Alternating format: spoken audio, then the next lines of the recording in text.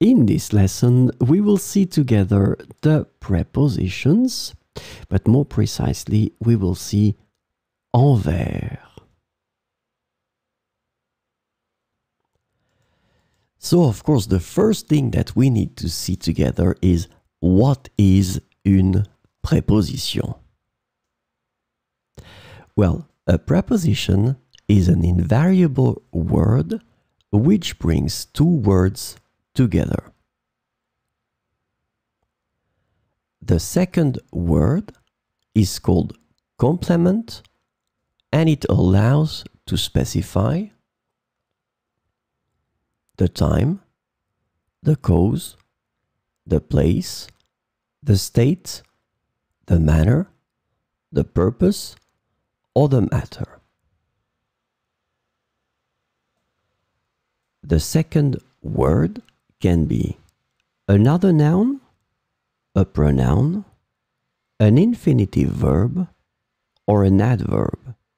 And last but not least, remember that this complement can also be a sentence.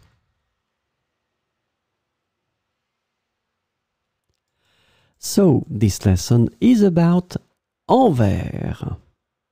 And the preposition envers translates to towards or in regard to in English, often implying a moral or emotional stance.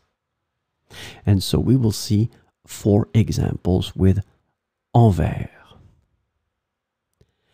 Il a montré une grande gratitude envers elle. Il a montré une grande gratitude envers elle. Elle a des responsabilités envers ses enfants. Elle a des responsabilités envers ses enfants. Nous devons être justes envers tous. Nous devons être justes envers tous. Sa colère envers son frère est injustifiée.